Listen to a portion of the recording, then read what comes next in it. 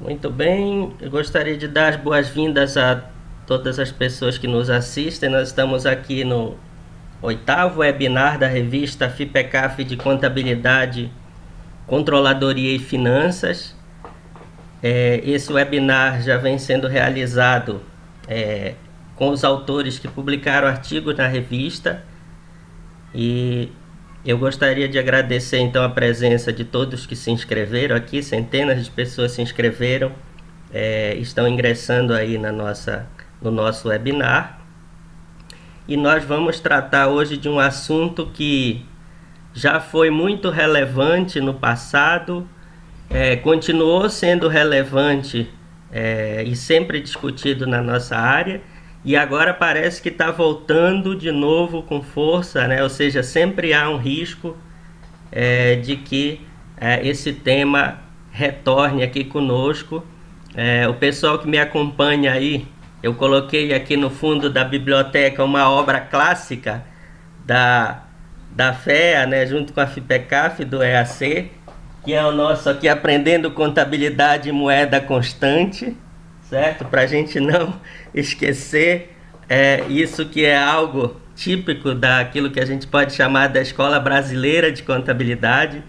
E hoje nós temos aqui um ilustre representante dessa Escola Brasileira de Contabilidade, nada mais é, de que o professor Eliseu Martins, né?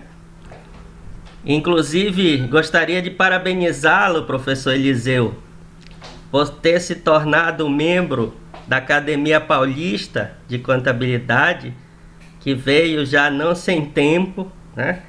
É o professor que já é membro da Academia Brasileira de Contabilidade, então é uma honra tê-lo aqui.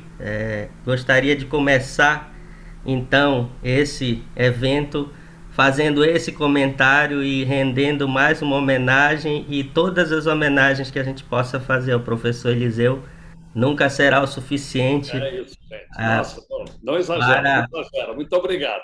para toda a contribuição dele. E ele, o público sabe que não é exagero, né? E também nós temos pessoas que estão, digamos assim, seguindo o trabalho do professor Eliseu, porque trabalhando junto com o professor Eliseu, que é a professora Raquel Sarquis, né, que está aqui conosco também, que é a autora principal desse trabalho sobre a inflação, né, em coautoria com Eduardo Flores, tá certo? Que também é uma pessoa que está aí dando sequência ao trabalho e trabalhando junto com o professor Eliseu já por muito tempo, né?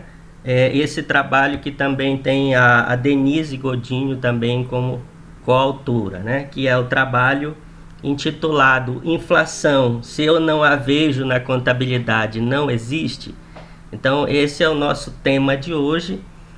Eu quero informar aos nossos leitores e participantes desse webinar que o nosso roteiro é o seguinte: os autores vão falar por cerca de 20 a 30 minutos sobre o trabalho, sobre o tema, e na sequência nós temos um espaço, um tempo para que as pessoas no webinar possam fazer pergunta e dialogar um pouco com os autores, que o objetivo desse encontro aqui é divulgar o trabalho e dialogar, leitores e autores dialogando sobre a minha moderação aqui. Então, mais uma vez, muito obrigado a todos que nos acompanham, muito obrigado aos autores. Eu vou passar a palavra então para a professora Raquel, e ela conduz aí junto com o professor Eduardo Flores e o professor Eliseu Martins, ambos a todos os professores da Universidade de São Paulo. Boa noite, professora Raquel. A palavra é sua. Oi, Samuel, muito obrigada. Eu acho que, primeiramente, queria agradecer a oportunidade de estar aqui divulgando o nosso trabalho e também falando sobre um tema que, como você bem mencionou, foi muito importante há muito tempo atrás, mas continua sendo muito importante. Eu acho que isso vai ficar mais evidente ainda nos últimos tempos, né? Então, eu combinei com o professor Flores de a gente meio que dividir a apresentação, e o professor Eliseu fique totalmente à vontade aí para poder fazer todos os seus comentários, que com certeza não teria ninguém melhor para falar sobre esse tema do que o senhor, né? E o professor Eduardo vai começar falando uma apresentação aí de um tema mais geral, primeiro porque não adianta a gente chegar apresentando os resultados do trabalho, né? Sempre um passo antes e discutir realmente a importância da inflação e como foi todo esse processo de reconhecimento inflacionário das demonstrações contábeis que a gente passou aqui no Brasil, tá? Então, a gente vai primeiro com esse passo anterior para depois chegar no artigo em si. Então, Flores, se você puder fazer essa apresentação inicial aí sobre o contexto mais macro de inflação, a palavra é sua. Obrigado, Raquel, pela gentileza. Manuel, obrigado pela competência e gentileza usuais. Professor Eliseu, boa noite, prazer em revê-lo. E prazer em todos aqui que nos acompanham, né? Especialmente a gente tem alguns colegas, eu convidei os meus alunos da disciplina de Teoria do Lucro e Avaliação Patrimonial, professor Eliseu, estão todos por aqui, tá? Nos acompanhando. E essa é uma disciplina que a gente ministra às sextas-feiras à noite na faculdade, e ela tem exatamente como foco discutir, né, a anatomia, a formação dos lucros e as suas possibilidades, e o assunto inflação é, sem dúvida nenhuma, um dos assuntos-chave dentro dessa discussão maior, né? Naturalmente que eu não vou me alongar em demasia, porque o tema, você pode falar sobre ele 20 minutos, você pode falar para ele sobre 20 horas ou sobre 20 anos, né, professor Eliseu? Então, tem assunto aí que essa temática realmente ela é bastante desafiadora do ponto de vista dos economistas, do ponto de vista dos contadores, mas, sobretudo, precisa ser encarada de alguma forma, né? E a gente parou de falar desse assunto com uma certa recorrência, e isso ensejou, inclusive, o próprio título do artigo, né? O fato de nós não enxergarmos a inflação nos balanços patrimoniais, nas demonstrações contábeis, não desabilita a sua existência, ela continua existindo e afetando as relações comerciais, as relações negociais que se valem das demonstrações contábeis como referência para o seu acontecimento. Mas, dando um passo atrás, né, tomando talvez uma perspectiva econômica, vamos dizer assim, o Roberto Campos, né, não o neto, o avô, ele costumava dizer que a inflação ela é consequência, ela não é causa, né? E isso é muito importante de ser recobrado, porque a inflação é uma verificação da mudança nas variações dos preços correntes. Isso é uma consequência, né? As causas, elas são muito mais complexas. É muito mais fácil a gente fazer uma aferição do efeito inflacionário do que necessariamente descobrir as causas da inflação. Claro que existem algumas já pré-determinadas, né? Desequilíbrio, por exemplo, das contas públicas é um evento. O efeito monetário, por exemplo, momentos em que você tem injeções de recursos no mercado circulando e a mesma quantidade de oferta ali. Então, o preço vai tender a subir, né? Automaticamente tem todos esses efeitos.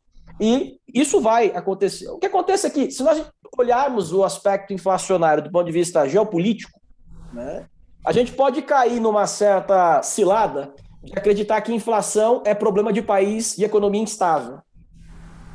Ok? Isso não é verdade, né? Muito embora, por exemplo, se registrem algumas taxas de juros negativas, por exemplo, em alguns países ao redor do mundo, nós temos, por exemplo, evidências de mudanças de variação de preço, por exemplo, em economias como a Alemanha, como a Inglaterra, que já tem uma certa estabilidade, vamos dizer assim, tanto de gastos e política fiscal, quanto do ponto de vista de política monetária, e isso afeta diametralmente a informação e a qualidade da informação contábil. Correto? Então, esse é um ponto muito, muito relevante. A inflação ela é uma consequência, né, dos aumentos de preços. Os aumentos de preços são consequências de determinadas ações, não só econômicas, mas também econômicas, né? Podem ser sociopolíticas, que fazem com que esses preços aumentem, e automaticamente a consequência maior para a contabilidade é no seguinte sentido: a contabilidade ela apresenta a posição patrimonial e o desempenho das organizações por meio da variação da posição patrimonial em períodos discretos. O que isso quer dizer? Eu não publico balanço todos os dias, eu publico balanço uma vez por ano, por exemplo, né? Ou trimestralmente, a depender do caso das companhias de capital aberto. Só que a inflação ela acontece dia a dia, né? E à medida que a contabilidade não mais captura os efeitos inflacionários e não mais corrige os seus ativos, passivos e posição patrimonial por esses efeitos inflacionários, é como se eu estivesse comparando moedas de datas diferentes. A desindexação monetária dos balanços faz com que, por exemplo, ativos de ontem, sendo comparados com receitas de hoje, resultados de hoje, performem saldos que, apesar de estarem corretamente somados em unidade monetária, estão incorretamente somados em termos de valor do dinheiro no tempo. Eis uma questão de matemática financeira propriamente dita, né? E isso afeta, às vezes afeta menos porque do ponto de vista anual, porque a inflação às vezes é menor, né, 2, 3%, mas quando se toma uma perspectiva longitudinal, 10 anos, 15 anos, que é, por exemplo, o caso de ativos imobilizados, ativos que duram por um período muito longo de tempo, há uma defasagem de correção inflacionária nesses ativos. E esse é um ponto muito substancial, né, para dentro dessa discussão que a gente traçou, tentou traçar pelo menos na estrutura desse artigo. Então, a inflação ela vem do ponto de vista econômico, ela afeta a estrutura patrimonial das organizações e a contabilidade desde 1995, quando acabou-se com a correção monetária de balanço, ela passa ao largo da correção ou do registro desses efeitos, né? Isso para a gente, especialmente no caso brasileiro, porque a nossa inflação comportada, né, ficou a 1 dígito na década de 90, né, e mesmo assim uma inflação acumulada muito expressiva, tá? Então, se a gente imaginar, por exemplo, uma empresa que comprou uma fábrica em 1996 e nunca corrigiu monetariamente essa fábrica, esse ativo imobilizado apresenta um saldo no balanço de hoje muito diferente do que seria considerando o valor do dinheiro no tempo. Isso distorce, por exemplo, o resultado, porque você vai levar uma despesa de depreciação, né, que não tem essa consequência. Então, esse é uma primeira explanação de como a inflação afeta. Há 2 aspectos que decorrem da não correção monetária dos balanços que poderiam talvez que são vaso-comunicante, né, que se comunicam, mas para fins de um entendimento melhor, a gente pode separá-los em 2 caixinhas, né? Todo mundo que estuda contabilidade tem como mantra que a contabilidade é uma área do conhecimento humano, né, que visa produzir informações para tomadas de decisões econômicas. Se a gente estabelecesse isso como uma linha do tempo, é dizer o seguinte: a contabilidade proporciona para o agente econômico escolher entre 2 ou mais alternativas aquela que maximiza os seus ganhos e minimiza os seus esforços econômicos, as suas perdas. O que vai acontecer? A partir do momento que essa informação contábil ela não reflete o valor do dinheiro no tempo, ela não reflete o valor inflacionário nas suas demonstrações, ela passa a dar para o usuário da informação dessa informação contábil, um dado desatualizado, no mínimo desatualizado, para não dizer incongruente.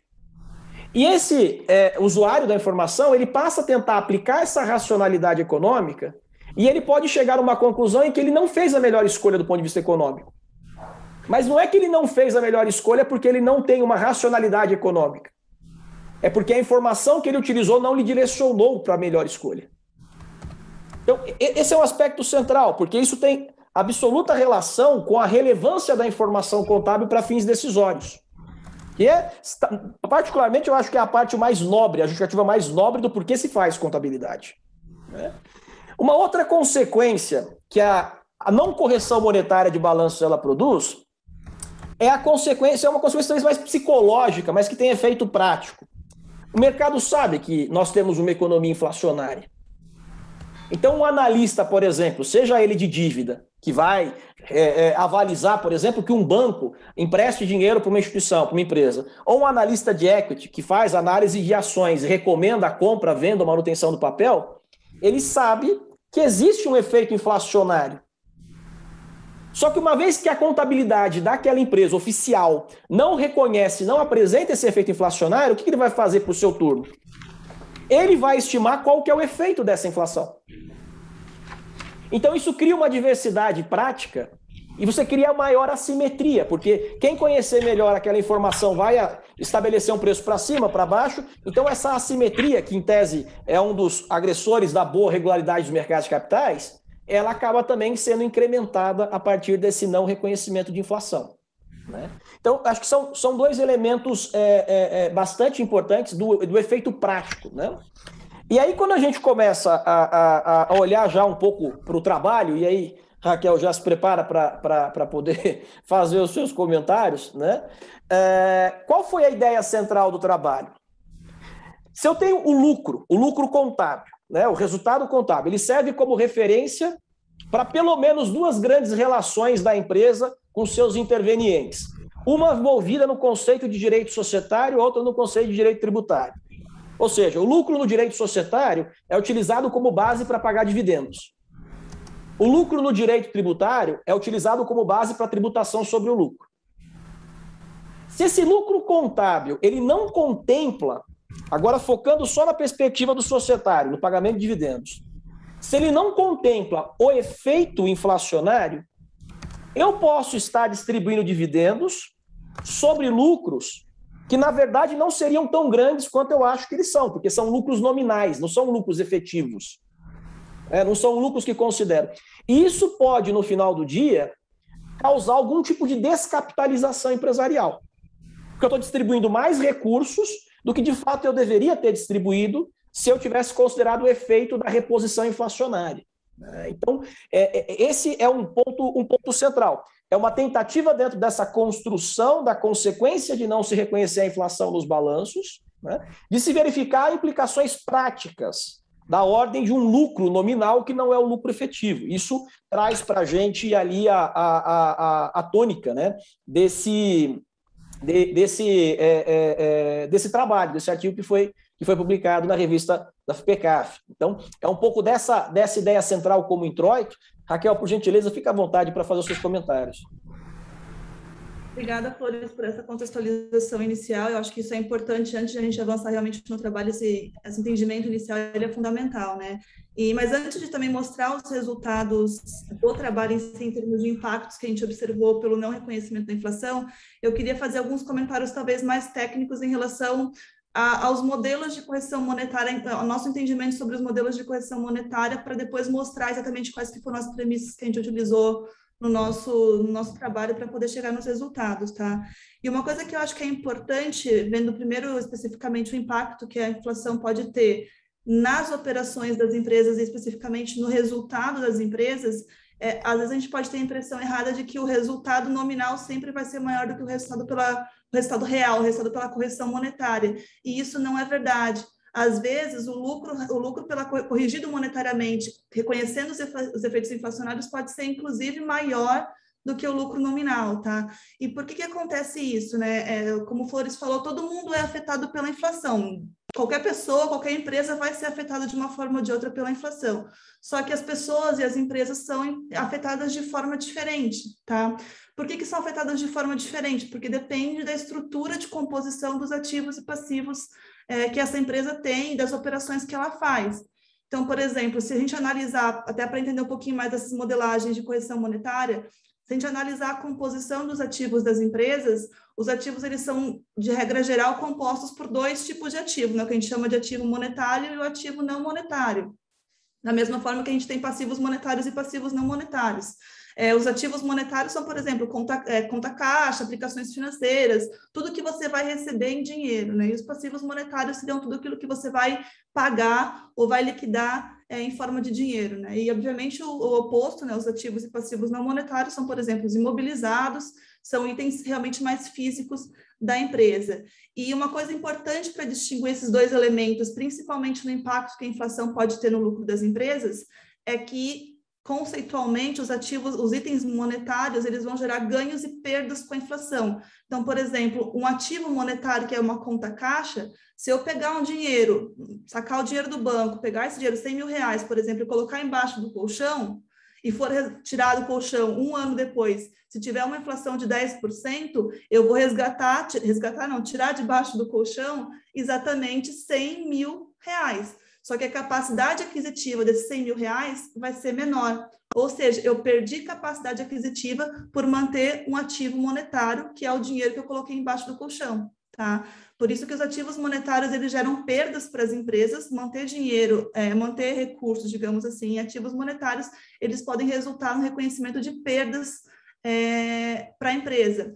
Essa perda pode ser amenizada no que a gente chama dos ativos monetários impuros, que seriam aqueles ativos monetários que têm algum tipo de proteção contra a inflação. Por exemplo, se você pensar numa aplicação financeira, ao invés de eu colocar esses 100 mil reais debaixo do colchão, em que eu vou perder toda a exposição dele à inflação, se eu pegar esses 100 mil reais e colocar ele numa aplicação financeira, o rendimento dessa aplicação financeira é um mecanismo de proteção contra essa perda que o ativo financeiro poderia ocasionar em decorrência da exposição da inflação. Vai depender se esse rendimento dessa aplicação financeira é maior ou menor do que a inflação, para saber se eu tive um ganho real com essa aplicação financeira ou se eu tive, na verdade, um prejuízo, uma perda com essa aplicação financeira, que a gente chama de um rendimento negativo, né? Se vocês pegarem diversas aplicações que existem no banco hoje, essas aplicações mais automáticas, dificilmente você vai conseguir uma aplicação que vai te render aí mais do que 2%, 3%, que é um valor extremamente muito inferior ao que a gente tem de inflação hoje. Então, apesar de você ter um rendimento nominal positivo, na verdade, você tem uma aplicação com rendimento negativo, porque o rendimento dessa aplicação não foi suficiente nem para você recompor o capital que você investiu, né? E pensando do lado do passivo também vale. Então, por exemplo, se você pegou um empréstimo e o banco não te cobrou nenhum tipo de juros, nenhum tipo de nada, nem juros, nem a inflação mesmo do período. Então, por exemplo, se você pegou 100 mil reais de empréstimo e você for pagar exatamente 100 mil reais daqui a um mês para o banco, supondo que tenha uma inflação de 10%, você deveria pagar 110 mil reais para devolver exatamente o mesmo capital que você tomou emprestado. Então, você deveria pagar 110 mil reais. Só que o fato de você pagar 100 mil reais, ou seja, pagar um valor menor, significa que você teve um ganho com a inflação. Por isso que os ativos monetários, que é o exemplo de botar o dinheiro embaixo do colchão, pode gerar uma perda, enquanto que os passivos monetários podem gerar ganhos. E esses ganhos e perdas podem fazer com que, como eu falei no começo, o resultado nominal possa ser maior ou menor do que o resultado real da empresa. Esses ganhos e perdas que as empresas podem ter com a exposição à inflação, dependendo da magnitude dos ativos e passivos monetários. E também outros elementos, por exemplo, se você pensar numa empresa que faz muitas operações a prazo, uma empresa que vai lá, ela vende a prazo sem cobrar nenhum tipo de juros do cliente, ou até cobra um juros do cliente, um valor um pouquinho maior do que seria recebido se ela fizesse essa venda à vista, mas se esses juros cobrados do cliente for menor do que a inflação, é como se a empresa estivesse financiando o cliente. Então, ela também pode ter o que a gente chama de receita financeira, receita ou despesa financeira comercial, dependendo dessas operações que ela faz por vender a prazo ou até mesmo comprar a prazo dos fornecedores, tá? Então, esses ganhos e perdas acabam afetando essa diferença entre o resultado nominal e o resultado real, tá? E isso é importante a gente ter em mente quando a gente for analisar esses modelos de correção monetária, tá? E até, antes de entrar no artigo em si, só para poder contextualizar um pouquinho esse histórico dos modelos de correção monetária. O primeiro modelo de correção monetária que a gente teve, assim, teoricamente mais formalizado, que foi por meio da Lei sobre Sociedades por Ações, a Lei 640476, que foi o que foi instituído como modelo de correção monetária de balanço, CMB. Tá? Esse modelo é um modelo extremamente simplificado em termos de operacionalização, mas ele tem uma genialidade por trás muito grande, porque ele é muito simples de ser aplicado e corrige, teoricamente, produz uma visão um pouco mais correta, principalmente em relação ao total do patrimônio líquido e ao resultado líquido do exercício. Tá? E a ideia desse modelo, apesar de extremamente simplificado, é a seguinte: se você olhar para a composição dos seus ativos, os ativos que estão mais desatualizados em relação à inflação são os ativos que são chamados de ativo permanente, o imobilizado, o intangível, a conta de investimentos. Então, o que eu vou fazer? Eu vou corrigir pela inflação esses ativos que estão mais tempo desatualizados e vou reconhecer esse aumento dos meus ativos como um ganho no resultado, um crédito no resultado, só que vou descontar desse incremento patrimonial, teoricamente, o que eu preciso para recompor o meu capital social, recompor o meu patrimônio líquido.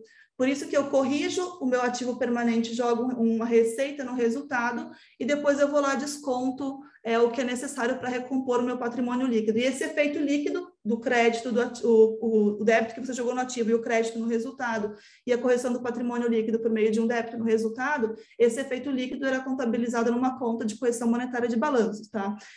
O problema disso é que muitas pessoas tinham dificuldade de entender o significado dessa única linha, e a própria lei utilizavam os termos, se eu não me engano, que isso era um lucro meramente contábil. Então, as empresas não consideravam isso como sendo um lucro passivo de distribuição de dividendos ou passivo, inclusive, de pagamento de imposto de renda. Tá? E essa dificuldade de entendimento do conteúdo dessa conta de correção monetária de balanços fez com que as empresas não compreendessem muito bem esse modelo. mas ele era extremamente útil em termos de facilidade de aplicação e apuração, teoricamente, de uma visão mais correta das demonstrações contábeis. Só que, apesar de ele produzir uma visão correta das demonstrações contábeis em termos de lucro líquido e patrimônio líquido, pensando pelo primeiro na demonstração do resultado, apesar de ele botar numa conta lá, numa única conta, correção monetária de balanços e corrigir o lucro líquido do exercício, todas as outras linhas de receita, CMV ou despesas operacionais das empresas estavam, digamos assim, incorretas, porque estavam em termos nominais. Eu estou somando receita de janeiro, receita de fevereiro, receita de março, e não tendo reconhecido isso em moeda de mesma data. Então, apesar de corrigir o lucro líquido, todos os elementos individuais da demonstração do resultado permaneciam, digamos assim, incorretos, tá? E aí, com o aumento da inflação lá na década de 80 e início da década de 90 no Brasil, houve uma instrução da CVM, em 1986, se eu não me engano, que instituiu para as companhias de capital aberto, né, o modelo de correção monetária integral, que aí ele realmente era muito mais complexo em termos de aplicação, porque ele corrigia, como o nome diz, integralmente todas as contas da demonstração do resultado e do balanço patrimonial, tá? Então, ele era um modelo muito mais complexo de correção, mas que apurava de forma muito mais apropriada, digamos assim, ao reconhecimento da inflação em cada um dos elementos das demonstrações contábeis, tanto de balanço patrimonial e demonstração do resultado, tá? E como o Flores falou, logo depois não, em 1995 foi a lei, se eu não me engano, e a partir de 1996 como veio o Plano Real em 94, né, em 1994 teve a introdução do Plano Real que controlou significativamente a inflação. O governo tinha em mente que, dentre diversos outros fatores, claro, mas dos objetivos do governo era eliminar o que ele chamava de memória inflacionária, porque se você continuasse utilizando mecanismos de correção monetária, você alimentava o que eles chamavam, que a gente tinha como nome de memória inflacionária, que é o que as pessoas têm na cabeça que a inflação existe, e isso induzia certos comportamentos da população em retroalimentar essa inflação. Então, para buscar eliminar digamos assim, essa memória inflacionária, não foi nem eliminado o modelo de correção monetária, ele foi realmente proibido. As empresas passaram a ser proibidas a divulgar demonstrações contábeis em moeda de poder aquisitivo constante, tá? Então, desde 96, do ano de 96, as empresas não mais corrigem as demonstrações contábeis. E o que a gente fez no nosso trabalho foi tentar mostrar que, apesar de ter com o controle da inflação após o Plano Real, eu até anotei aqui, acho que um número que chamou bastante atenção, que eu acho que é importante de mencionar também, que apesar de ter eliminado, controlado a inflação, desde a eliminação do Plano Real de 1996, até a eliminação do Plano Real, não, a eliminação do modelo de correção monetária, desde 96 até 2020, a inflação acumulada do Brasil foi de 371%. Então, desde que a gente parou de corrigir as demonstrações contábeis, a gente tem uma defasagem, digamos assim, um efeito de 371% de inflação acumulada até 2020. É um valor extremamente relevante. Então, apesar de ser um país que, teoricamente, entrou no momento de controle da inflação, ele ainda tem na perspectiva acumulada, e se a gente pensar que tem muitas empresas com terrenos desde 1996, terrenos ou imobilizados bastante antigos, a gente não pode desconsiderar esse efeito acumulado desde 1996, tá? Então, foi isso que a gente tentou fazer no trabalho. Se eu puder compartilhar aqui agora, Manuel, só 3 ou 4 slides com os resultados que a gente conseguiu encontrar em relação ao efeito da inflação em algumas variáveis que a gente analisou, tá? Só para poder ilustrar esses efeitos que podem acontecer. Acho que eu consigo aqui, né?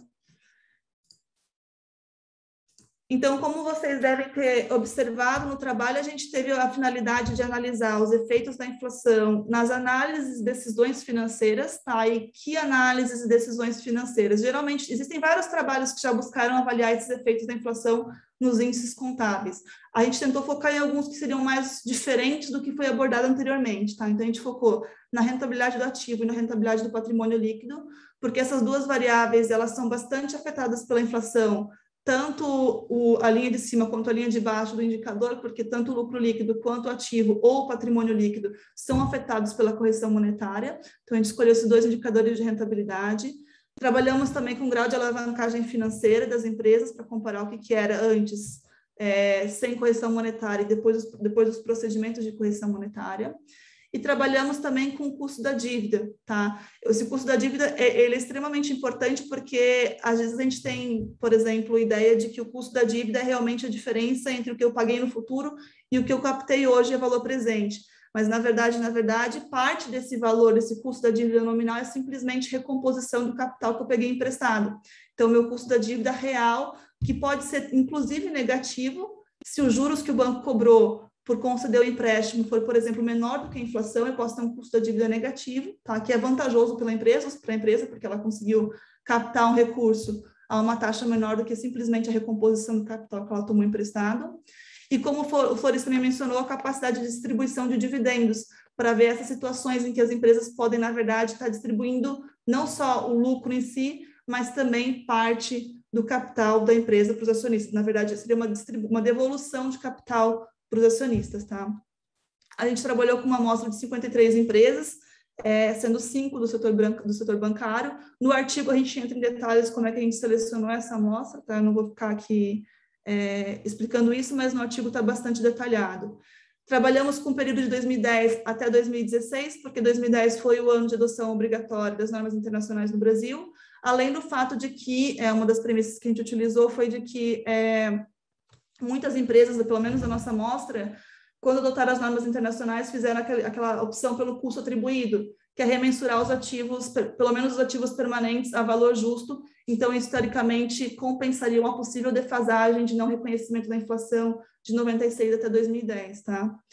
E também utilizamos, por mais simplicidade, a gente, obviamente, como usuário externo, pegando uma demonstração contábil, a gente não conseguiria aplicar o modelo de correção monetária integral, porque precisaríamos estar dentro da empresa para saber taxa de juros, prazos de pagamentos, etc., coisas que não estão disponíveis nas demonstrações contábeis para o usuário externo.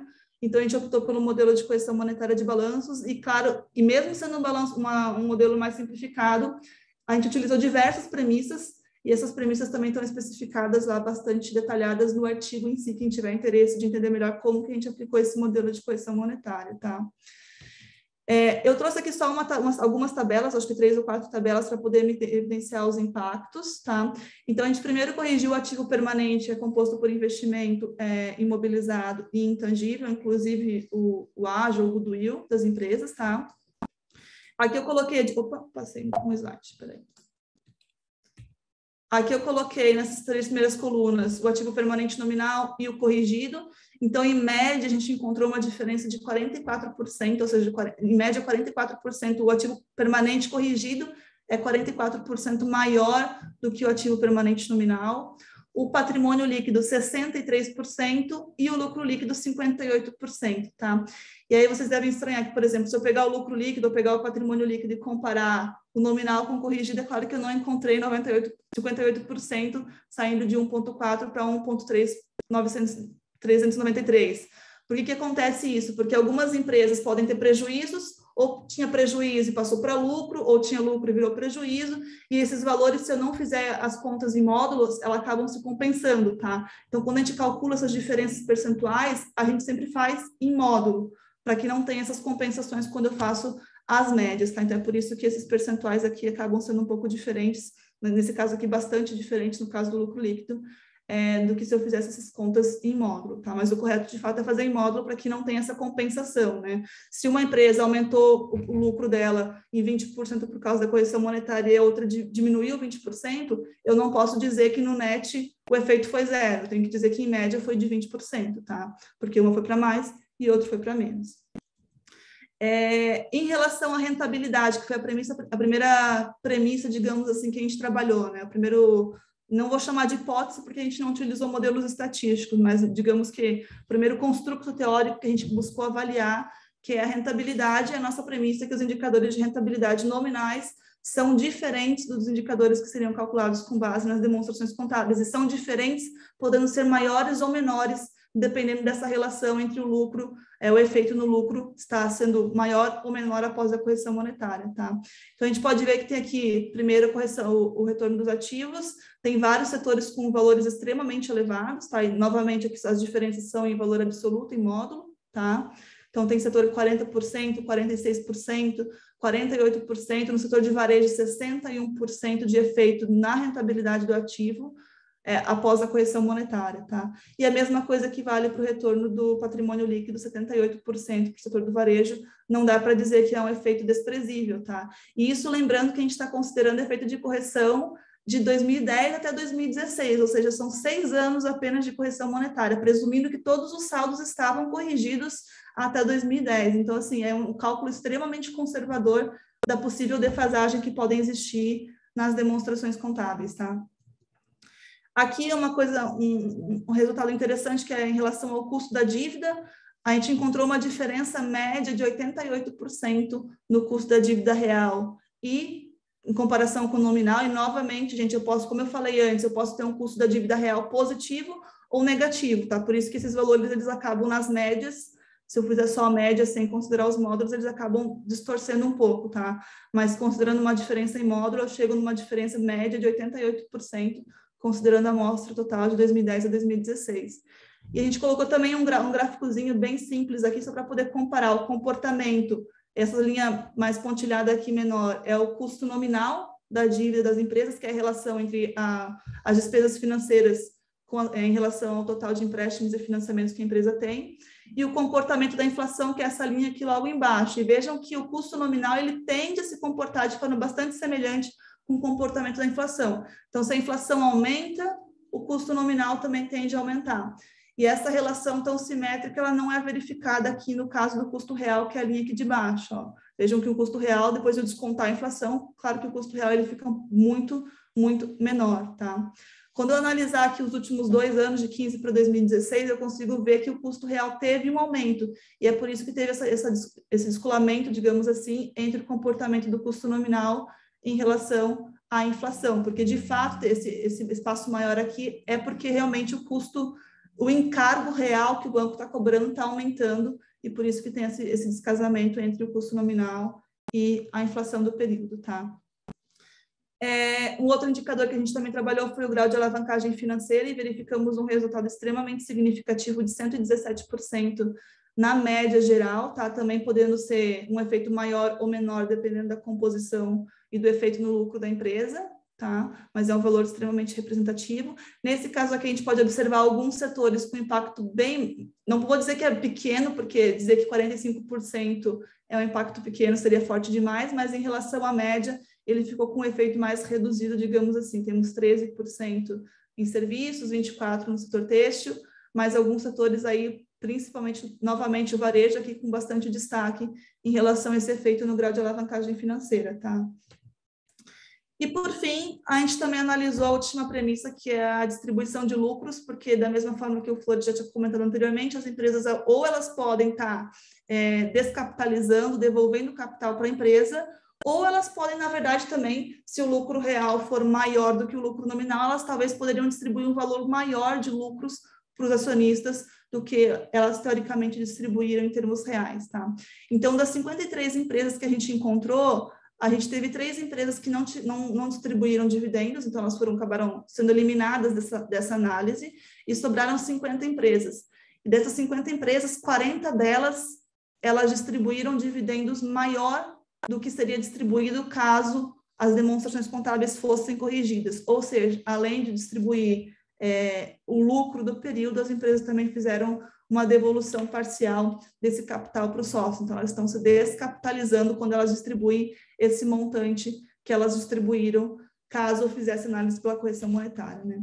E tivemos 10 empresas em que o lucro da correção monetária foi maior do que o lucro do lucro nominal. Então, consequentemente, as empresas teriam liberdade, teoricamente, para poder distribuir um montante um pouco maior de lucro, caso elas fizessem também a correção monetária, tá?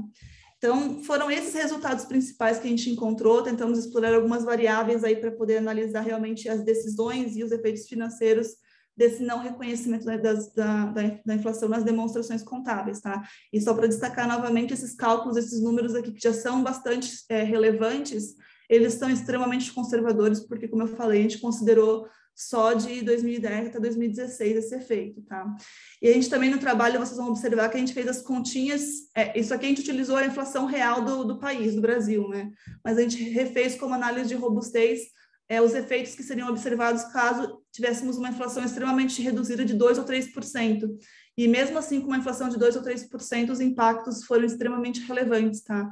Então, mostra que mesmo em países com inflação que são consideradas extremamente baixas, isso pode ter um efeito bastante relevante nos indicadores, na tomada de decisão, principalmente decisão de investimento dos investidores e dos analistas em relação às empresas, tá?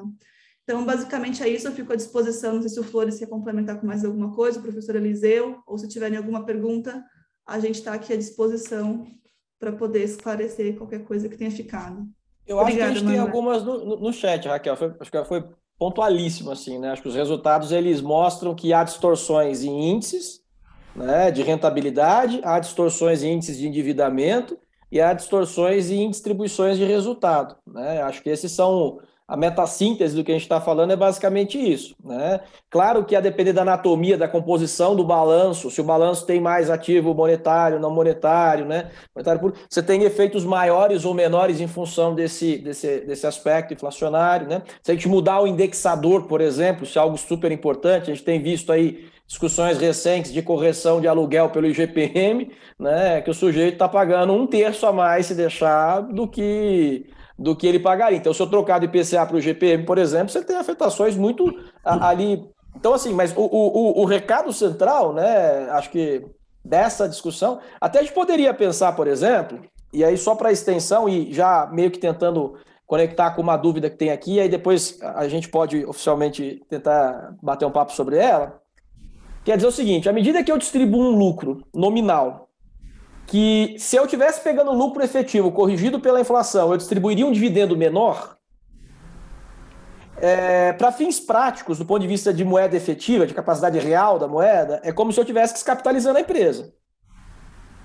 E a conta vai ter que fechar em algum momento, porque eu vou ter que fazer essa recomposição de capital. Correto? E como é que eu vou fazer essa recomposição de capital? Provavelmente aumentando o preço dos meus produtos ou serviços, se eu tiver, obviamente, elasticidade. Então, talvez, óbvio, a gente não checou isso no trabalho, mas pode ensejar um trabalho futuro, se essas empresas que distribuíram lucros nominais acima dos lucros efetivos em termos inflacionários, se elas não tiveram aumentos de preço estatisticamente diferentes das outras empresas, para poder fazer uma recomposição, vamos dizer assim, dos valores necessários para rotineiramente rodar essa operação, né? Então, e aí tem uma pergunta aqui, Raquel, professor Eliseu, Manuel, se tiverem, que é o seguinte, mas se nós não fizéssemos, se a gente, vamos imaginar um cenário que a gente faz a correção monetária, os efeitos da correção iriam para o resultado, isso não geraria um efeito cascata em preço? Então é um pouco do que tem uma pergunta aqui no chat, aqui. Eu não sei se vocês querem comentar. É uma pergunta do Otávio Lessa, né? Eu agradeço aí a presença do Otávio Lessa. Posso fazer um comentário? É realmente uma possibilidade. O que significaria, no fundo, se for o caso, um ajuste de preço. Estaria achando que estava ganhando, não está ganhando, apesar de que o empresário que tem feeling, ele, mesmo que a contabilidade esteja mostrando que ele tem um belo lucro, ele sente que seu patrimônio, sua riqueza não cresce, ele começa a desacreditar da contabilidade. E ele vai fazer a coisa, daqui a pouco, muito mais pelo seu feeling do que pela contabilidade, que é uma lástima. Mas vamos lá. Se ele agora descobre por que havia uma diferença entre o que a contabilidade lhe apresentava e o seu feeling, e vê que realmente a contabilidade bem feita, com o efeito da inflação, mostra que a rentabilidade dele é pequena, e isso não justifica o seu investimento, e ele vai e faz um aumento de preço, isso pode acontecer. Mas ele faz isso só como ajuste. Não é continuar. Ele faz isso como um ajuste. Pode acontecer? Pode.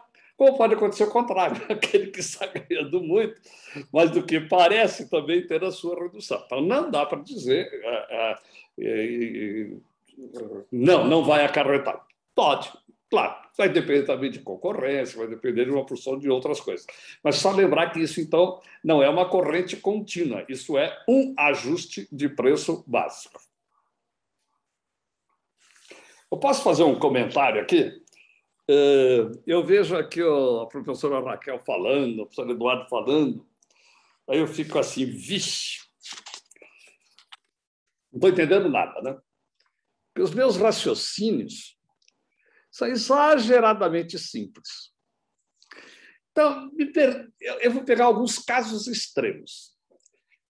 Cada um de vocês aí, há um ano atrás, pegou o dinheiro que estava disponível, 10 milhões de reais, aplicou, ganhando 8% de juros, que até talvez fosse uma boa taxa na época.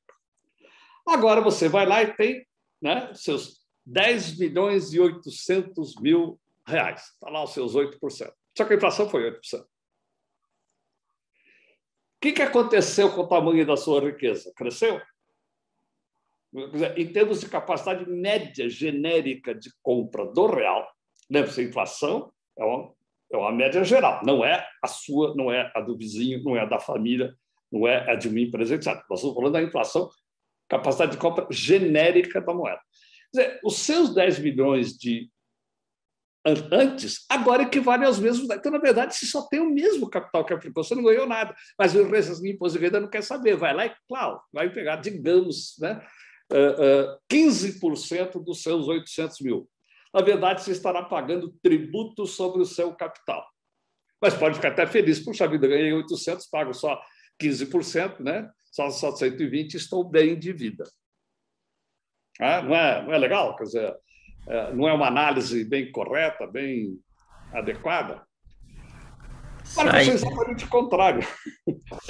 Você tem os seus 10 milhões investido em imóvel. Mas, na verdade, você não tinha dinheiro. Você tomou emprestado, todos os 10 milhões. Porque o seu dinheiro você deixou aplicado daquele jeito, daí você tomou outros 10 milhões e aplicou num imóvel. E pegou a taxa de juros de 6%. Agora, beleza. Quando chega agora, você tem um imóvel e tem uma dívida que cresceu 6%. Sua situação está pior, então, do que antes, quer dizer, sua demonstração do resultado vai dizer que você teve um prejuízo de 600 mil de despesa financeira, ponto final. Como antes, o seu resultado dizia que você tinha tido uma receita de juros de 800 mil e uma despesa de 120 e estaria tendo um lucro de 680.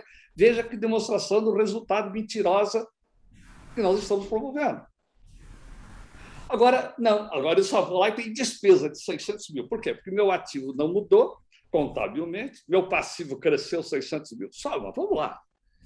Um imóvel, ele não é, como a Raquel muito bem falou, não é um ativo monetário que automaticamente sofre efeito da inflação, não. Se você corrigir monetariamente o imóvel para 10.800, o que significa dizer que vale 10.800? Porque significa o seguinte, o custo investido é 10.800. Se você vender acima, aí realmente você vai ter lucro. Se você vender abaixo, aí você vai ter prejuízo. Então, o 10.800 não é, a correção monetária não representa novo valor, representa refazimento da quantidade em moedas para representar hoje a mesma quantidade que antes. Então, se você fizer balanço com correção monetária, você vai ter o imobilizado 10.800 e a sua dívida 10.600. Se você imobilizar até valesse exatamente os 10.800, você pagasse a dívida, você levaria dinheiro para casa de 200 mil. Então, na contabilidade legal, se apresenta prejuízo de 600 mil. Numa contabilidade da Raquel, do trabalho dela, né, depois de refeito, iria dizer que essa empresa até está 200 mil melhor do que antes. Antes ela não tinha riqueza nenhuma líquida, tinha um ativo e uma dívida de igual valor, e agora não. Eu estou pegando dois casos extremos, que não são, vamos dizer, na prática a gente não vai encontrar, está tudo aí no meio, como foi já bem visto. Olha, é com base exatamente em raciocínios extremamente simples que a gente se choca com este problema da inflação. Eu estou falando 8%, faça com 3%, também dá show, dá susto. E nós produzimos demonstrações que não são genuínas, não são verdadeiras, elas são nominais. Mas o que é nominal dentro da inflação não é verdadeiro, não é real. Veja-se, por exemplo, como diz o Ari, os economistas comparam o PIB de um ano para o outro com o valor pela inflação. A primeira coisa que eles fazem, o que é? Deflacionar os valores do PIB, colocar na mesma. Quando diz que o PIB cresceu 3%, não é que cresceu nominalmente 3%, além da inflação cresceu 3%. Ou seja, uma noção perfeita do que é. Veja se a Receita Federal, quando divulga a arrecadação dela, ela diz o quanto cresceu ou quanto diminuiu nominalmente. Vocês sabiam disso? Procure, na próxima vez que vocês encontrarem uma notícia no jornal de que a Receita Federal está dizendo se a arrecadação subiu ou diminuiu, ela só raciocina em termos reais.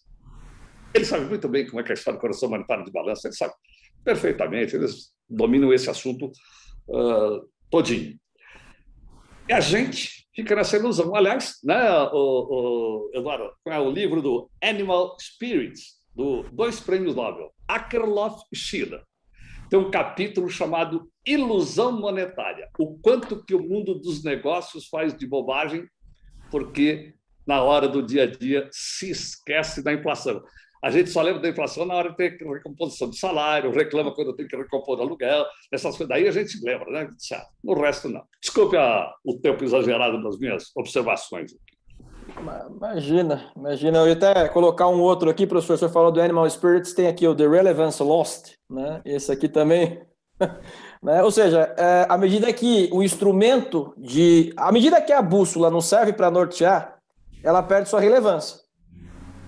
É basicamente o que a gente está discutindo aqui em síntese, né? Se a demonstração, em termos nominais, ela pode chegar em situações tão extremadas que algo que é positivo, na verdade, em termos reais, deveria ser negativo, né? Eu não estou discutindo magnitude, eu estou discutindo direção. Não é se eu deveria andar 15 km ou 20 km por hora, é se eu deveria ir para o leste quando eu estou indo para o oeste. Né? Esse é um ponto bastante agressivo da não correção. Eduardo, Eduardo, Raquel, vocês estão acompanhando aí no chat. O Emmanuel pergunta quais os segmentos foram mais afetados, né? Maior descapitalização em função dos juros e dos dividendos pagos. Tem uma outra pergunta do Gabriel Domingos, que na opinião dos senhores, as grandes empresas de capital aberto costumam fazer esse tipo de análise de impacto inflacionário nas demonstrações contábeis, ou mesmo nelas esse tipo de pensamento, prática, não são considerados?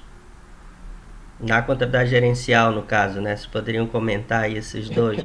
Eu tô rindo aqui da última pergunta que chegou agora, viu, Manuel? Essa última pergunta aí, responde aí para esse professor aí, Ariovaldo dos Santos, a quem eu agradeço aqui prestigiar o nosso evento. Eu tinha visto ele aqui na lista, né? Explica para ele como funciona, Eduardo. Você poderia, por gentileza, em gratidão à presença dele aqui? Essa pergunta é que só pode respondê-la quem tem mais de 3 décadas estudando inflação. Então, como eu tenho um pouquinho mais de 3 décadas de vida, né, eu não me sinto habilitado. Eu menos ainda. Passo para a Eliseu para responder essa pergunta aí. Opa, professor. Antes de só te falar, acho que essa pergunta do professor Ari, mas eu acho que em relação à pergunta do Gabriel, que perguntou sobre se as empresas continuam utilizando, pelo menos internamente, não sei se dá para afirmar que na prática eles têm um modelo de correção monetária de fato como era talvez utilizado pelas demonstrações contábeis, mas esse raciocínio de considerar de fato se eu estou investindo ou se eu estou captando um recurso que é realmente rentável ou que realmente é favorável para a empresa, deveria ser obrigação das empresas em termos gerenciais levar em consideração esse efeito. Tá? Pelo menos na minha opinião. Então, eu acredito que muitos deles, mesmo que talvez inconscientemente, algum tipo de consideração em relação a esses efeitos devem ser levados em consideração na prática, tá? Não que internamente as empresas vão fazer o modelo de correção monetária exatamente como era feito antigamente, mas nas tomadas de decisões isso deve ser levado em consideração, algo nesse sentido. Professor Eliseu, se quiser comentar alguma coisa também. A colocação daquele livro do Adam Smith é exatamente nesse sentido, de que é muito pouca essa noção, tá certo? Pelo menos do que eles fizeram a avaliação de domínio, tá certo? Mas eu diria o seguinte, aquilo que eu já falei, o feeling. Não há dúvida, o empresário que tem a empresa na mão, ele tem uma ideia de se ele está crescendo pouco, crescendo muito ou não. Ele tem a ideia, assim, não tem dúvida. É lógico, ele pode ter os critérios dele que ele quiser lá para avaliar, mas ele tem. O que acontece é que é muito provável que alguns lá de cima tenham esta ideia, né?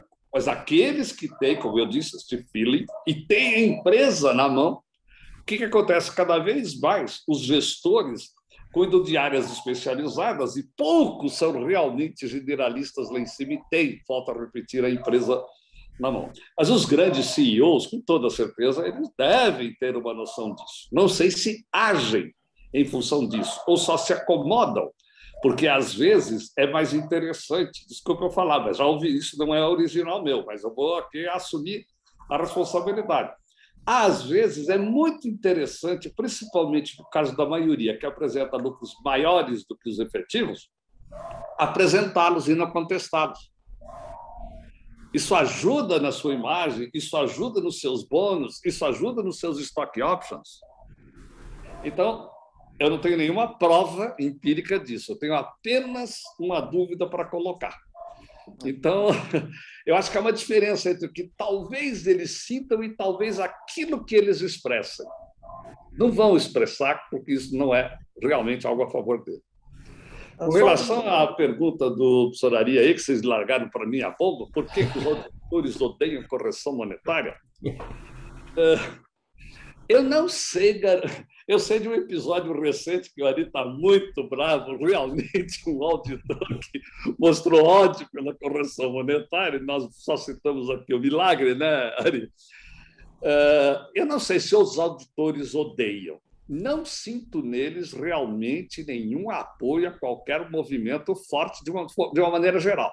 Mas alguns deles, se pegar lá, por exemplo, desde o Gelbig lá atrás, né, que foi o primeiro auditor a afirmar numa parecer que a demonstração corrigida representava melhor, né, a posição da empresa e seus resultados.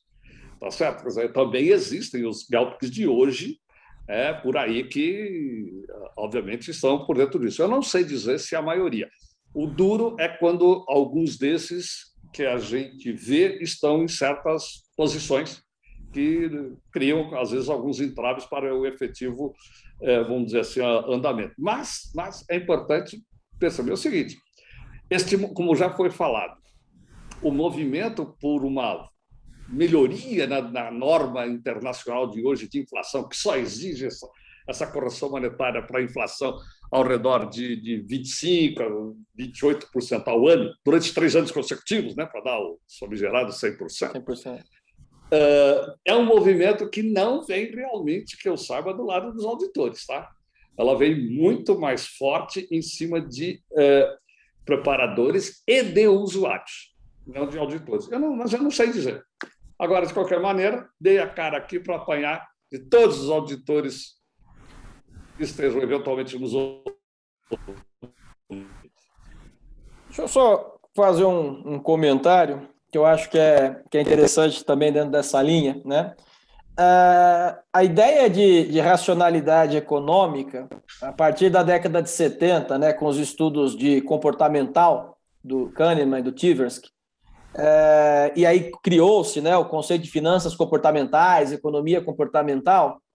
Essa ideia vem sendo revisada em alguma medida e vem mostrando, por exemplo, que o ser humano não é necessariamente uma calculadora econômica per si, né? A gente vê alguns exemplos muito claros. Você chega numa empresa e fala assim, olha, você tem exposição cambial? O sujeito fala, não tenho nenhum ativo dolarizado, nenhum passivo dolarizado. Só que muitas vezes ele se esquece, por exemplo, que os clientes dele compram para exportar e os fornecedores dele importam para vender. Então, apesar dele não ter no balanço um contágio direto de variação cambial, né, ele tem, em segundo grau, por exemplo, né, o segundo estágio, vamos dizer assim, uma contaminação do balanço indiretamente por variação cambial. Isso indiscutivelmente. E o que eu quero mostrar com isso? Que às vezes a nossa percepção do efeito real de algum indexador, de algum parâmetro, ele é muito complicado de ser percebido, meramente intuitivo, né? Intuitivamente falando. Claro, um CEO, um empresário, que ele tem o domínio da empresa como um todo, enxerga todas as áreas, que nem o professor Eliseu comentou agora, isso ele consegue entender, né, como é que o negócio dele está envolvido numa dinâmica. Mas nós, geralmente, isso um pouco do cognitivo que nos traz, né, da parte de finanças comportamentais, nós pensamos de forma univariada e de maneira discreta, ou seja, nós pensamos uma variável por vez num único momento do tempo, na maioria das ocasiões. E fazer essa espécie de análise real, vamos dizer assim, como é que o lucro deveria ser composto, qual deveria ter sido o resultado, incluindo o efeito inflacionário, mas eu tenho aqui ativos e passivos, é exatamente o oposto disso, é um pensamento multivariado, longitudinal. Então, quanto a intuição ela pode ser bem aguçada, é bastante difícil de se estabelecer, né? E quando a gente entra no campo da intuição, a gente entra no campo da psicologia. E você não consegue reduzir, por exemplo, a assimetria de preços de ativos em mercado baseado na experiência individual de cada um, como cada um querendo dar o preço, né? Quanto cada um acha que é a inflação sobre o balanço, por exemplo, da companhia A, B, C ou D. Então, o não reconhecimento, na minha opinião, ele tende a criar muito mais dispersão e falta de comparabilidade do que o reconhecimento, né? Porque é como se eu estivesse delegando de uma empresa que publicaria o seu balanço corrigido para todos os usuários dessa informação contábil estimarem quanto eles acham que deve ser esse balanço corrigido. Então, acho que o pêndulo vai muito mais para o lado da importância, né, de se atribuir esses efeitos. Eduardo, em relação a isso que você comentou, quer dizer, a assimetria de informação, ela pode ser provocada por um nível do usuário de não ter condições de verificar a exposição à inflação daquela empresa especificamente, porque requer um conhecimento de estrutura de capital, como a Raquel mencionou na fala dela, quer dizer, o efeito específico. Então, de qualquer maneira, mesmo que ele tenha uma ideia, né? Mesmo uma pessoa física consegue entender o efeito da inflação quando ela vai comprar algum produto. Se está mais caro, ela compra menos quantidade. Então, essa noção é possível ter, né? Agora, quando você está falando, por exemplo, de um grupo econômico, de uma empresa que tem muitos ativos, ainda tem que trabalhar ativos monetário, não monetário, ativo, passivo, ganho ou perda, toda essa composição que a Raquel muito bem falou aí, né, e que o professor Eliseu reforçou aí, a dificuldade de se compreender tudo isso, né, porque estou compreendendo tudo, estou acompanhando tudo, né, como se a racionalidade fosse limitada lá, né, o Flores tinha em mente isso quando está falando, não somos uma calculadora, mesmo especialista que possamos ser, não temos como alcançar todo esse efeito, né? Não é mesmo? Então, é uma informação que, ao deixar de ser divulgada, ela acaba provocando essa simetria de informação, né? Pode provocar essa simetria de informação aí, bastante danosa, né? Bom, tem o Bruno Oliveira, ele falou do impacto tributário, se isso não afeta a decisão do governo, né? Está aqui no chat, então, para vocês comentarem. Posso falar? Pois não. Porque a pergunta dele é se, afinal de contas, eu estou entendendo o seguinte: o fato de a maioria das empresas diminuir o seu lucro, estar mostrando lucros maiores do que o que tem para efeito tributário, se foi esse efeito que levou o governo a extinguir a correção monetária das demonstrações.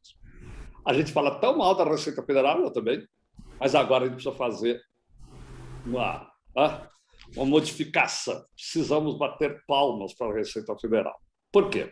Esses cabelos brancos aqui são testemunha histórica do que aconteceu. O Plano Real, se vocês não sabem, eu vou dizer, foi em junho, ele entrou em vigência em 1º de julho, de 1994.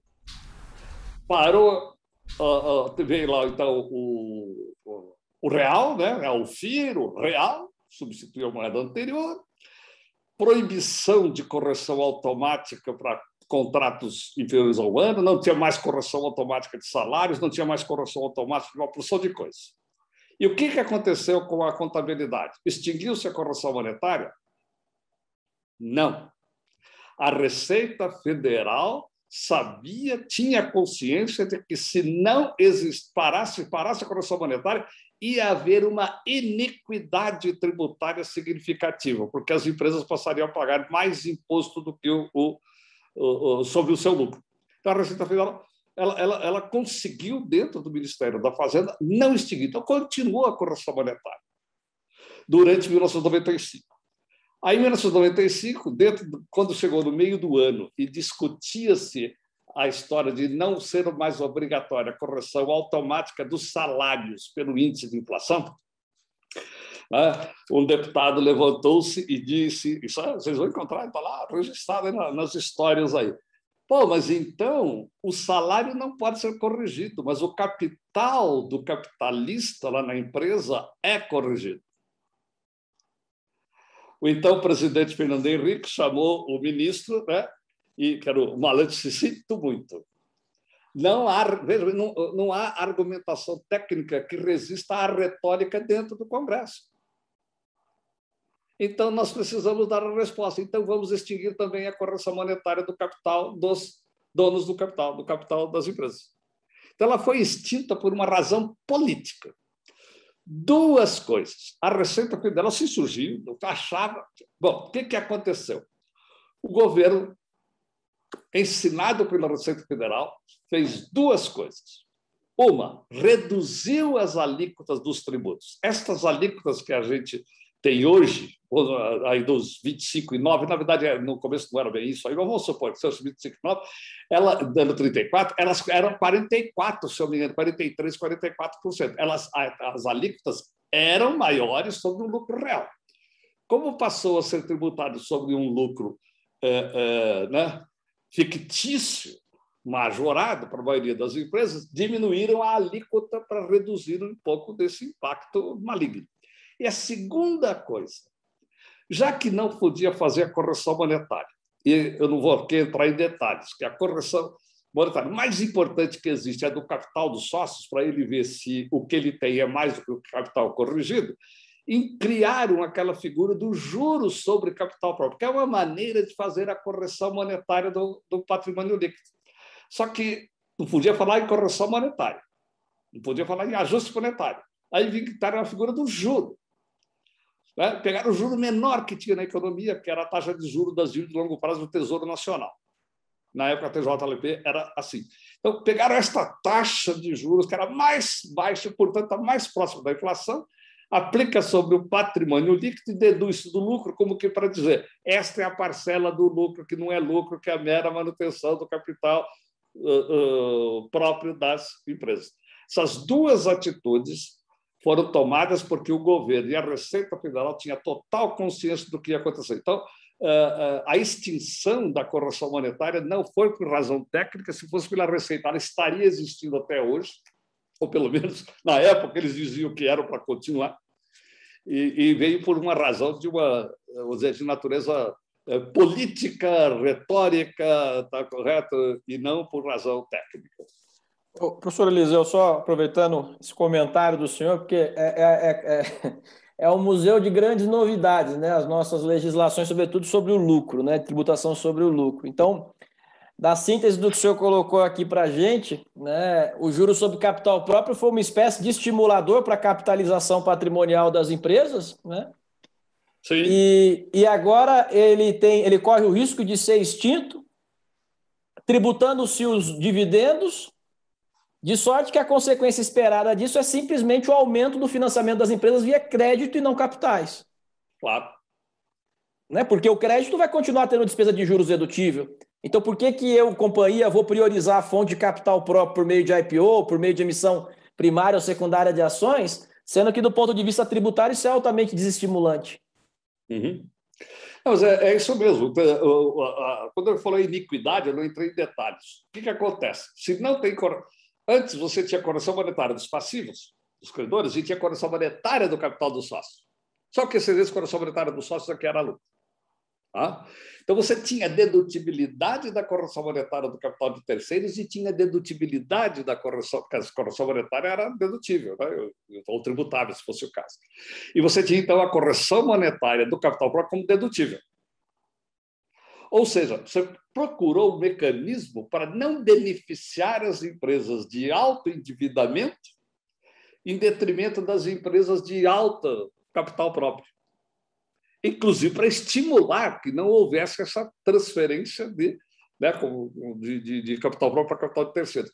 Ao eliminar agora esse juros sobre capital próprio, você, obviamente, você faz uma tributação. Incrível, você está fazendo um aumento real da taxa, um aumento da taxa efetiva de imposto muito, muito significativo para muitas empresas. Você está realmente ajudando a se pensar mais em financiamento do que em capitalização. Você está totalmente correto. Vocês poderiam comentar aqui o que o Gabriel Domingos Silva, quem agradeço a presença aqui, sobre o índice adequado para fazer a correção?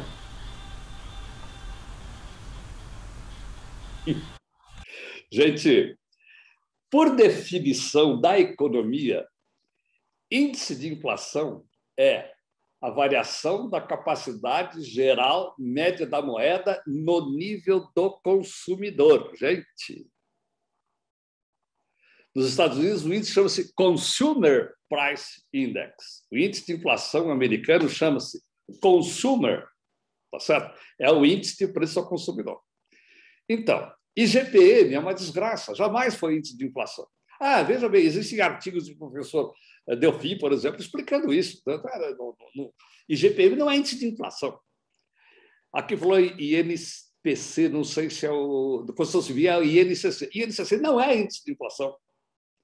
É um índice específico.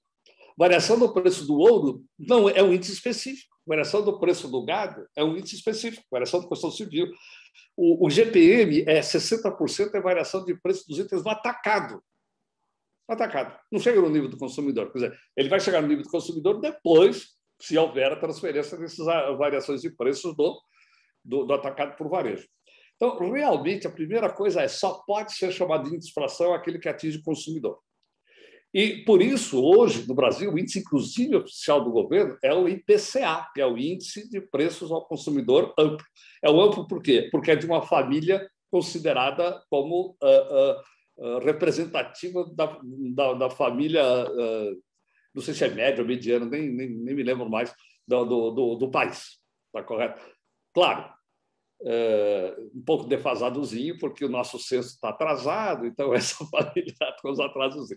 Mas não se pode nem chamar realmente, tecnicamente, ao pé da letra, de índice de inflação aquilo que não é no preço do consumidor. Houve uma época em que a Argentina fez correção monetária com base em índice de preço al maior, como eles falam, que é pelo valor atacado, e quando foram para a Security Exchange Commission, as empresas argentinas que eram abertas, elas foram devolvidas. Isso daqui não é índice de inflação.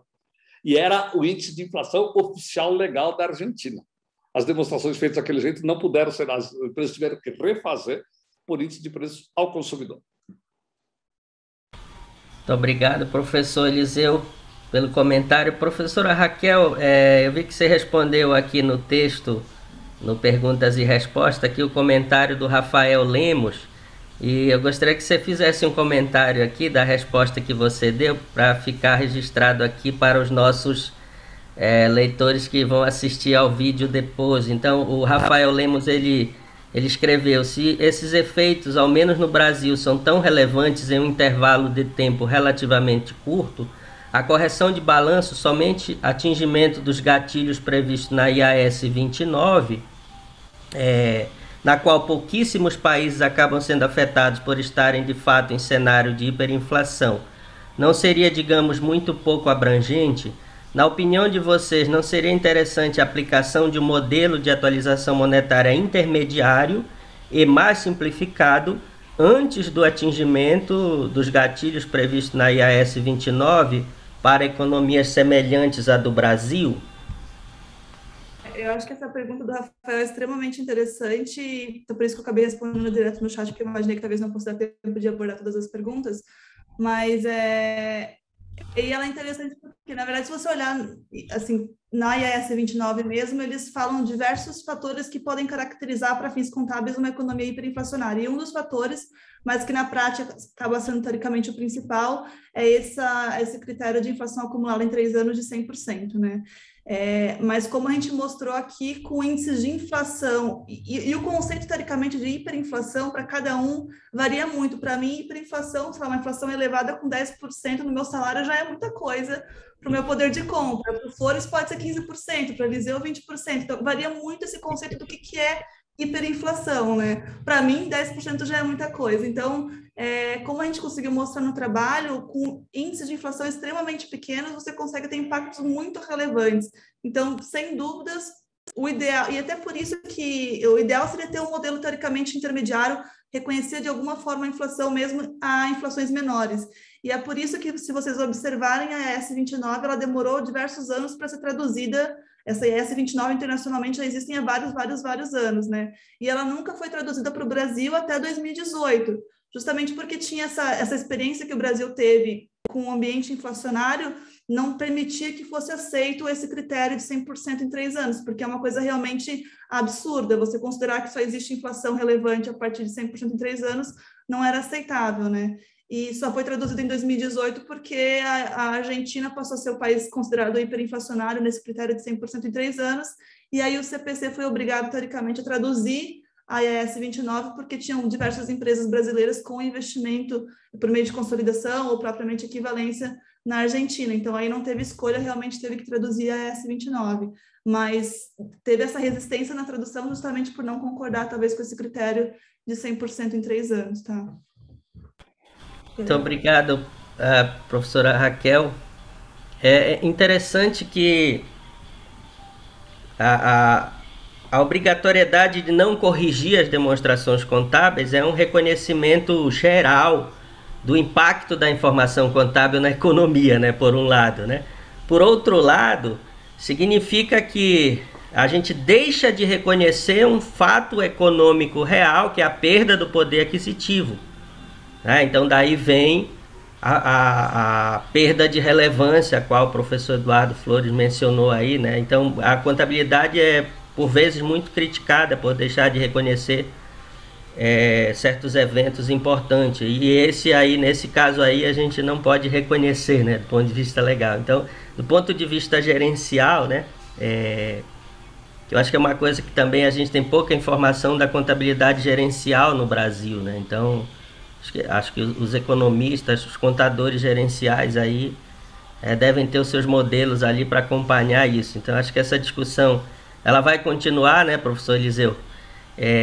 Porque reflete um aspecto econômico muito importante e nesse sentido, então, eu gostaria de destacar que a revista FPCAF mantenha esse assunto em discussão por meio do trabalho publicado. Eu compartilhei o link aí, convido os leitores a acessarem, a lerem o trabalho na íntegra, mas eu acho que a gente tem espaço ainda para continuar, porque por esses fatores que eu falei, né? Porque a contabilidade busca a representação fidedigna, por exemplo, e não reconhecer a perda do poder aquisitivo da moeda é um indicador de não representação fidedigna de um evento econômico importante. Então, por essa razão, o tema precisa ser mantido em pauta e nós precisamos atuar como militantes, por assim dizer, para que uma contabilidade mais relevante possa ser praticada, né? Para tantas finalidades como a redução da assimetria de informação. Então, nesse sentido, eu gostaria das considerações aí dos nossos ilustres autores, já agradecendo aí pela publicação e por tratarem um tema relevante na nossa área, para a gente ir aqui caminhando para os finalmente da nossa apresentação. Acho que de minha parte eu só queria realmente reforçar o agradecimento pela oportunidade aqui de poder apresentar esse trabalho, e espero que a gente tenha conseguido aí mostrar um pouquinho da importância desse tema e dos cuidados que a gente tem que ter quando analisar as demonstrações contábeis publicadas em termos nominais, tá? Mais uma vez, obrigada, Manuel. Obrigado a você. De igual maneira, a gente fica muito contente, sobretudo porque você poder falar do processo do trabalho, dos resultados, discutir, né? Às vezes não, certamente tem mais o trabalho fora do que está escrito, né, na cabeça de quem desenvolveu a pesquisa do que daquele material ali, naquelas 15, 20 páginas publicadas, né? Então, parabéns, Manuel, pela iniciativa de fazer isso, né? Eu vejo que você tem feito de forma recorrente, e é, sem dúvida nenhuma, importante para a gente quebrar uma certa barreira que parece existir na contabilidade um pouco mais acentuada entre aquilo que se pesquisa e aquilo que se pratica, né? Parece que existe uma lacuna entre práticas e pesquisa em contabilidade, quando na verdade deveria haver um círculo de retroalimentação ali, né? Então eu acho que iniciativas como a que você tem tido são louváveis, e meus parabéns uma vez mais, e muito obrigado pelo convite. Puxa, eu que agradeço. Isso só é possível com a contribuição de pessoas especializadas como vocês aí, tá? Então eu é que agradeço. Professor Eliseu. É só reforçar e assinar embaixo os comentários e os agradecimentos e talvez deixar um pedido. Vocês que estão aqui nos assistindo, pensem um pouco mais sobre esse assunto, estudem um pouco mais esse assunto. Ele é maltratado no mundo porque ele é muito desconhecido realmente e porque para-se muito pouco para pensar sobre ele. E ele é relevante, como bem afirmou a professora Raquel, mesmo para taxas baixas de inflação. Tá certo? Mesmo para taxas baixas. Pensem nisso e, se tiverem, tem bibliografias, o artigo já menciona uma porção de bibliografia, existem outros, e se vocês, eu vou me colocar à disposição, eu acho que todos aqui, os autores também, se vocês tiverem dúvidas, quiserem qualquer coisa, mandem para a revista nos encaminha e a gente está disposto, claro, sempre a procurar a ajudar, tá certo? Ou então nos convençam de que estamos errados. Talvez seja uma outra alternativa. Muito obrigado, gente. Muito obrigado, professor Eliseu. É um prazer tê-lo aqui, assim como a Raquel e o Eduardo, prestigiando aí a revista e compartilhando conhecimentos tão relevantes. O pessoal está se manifestando aqui no chat, parabenizando a palestra. Eu agradeço a todos os comentários aqui, são vários comentários. O Ricardo Rios aqui mandou um abraço, professor Eliseu, para você, está acompanhando aí. O Vinícius Goulart também gostou. A Luíse, o Rafael. Então, muito obrigado aí pelas felicitações aí. Que bom que vocês gostaram. Esse trabalho é feito para os nossos leitores, são a razão, né, da revista. Eu gostaria de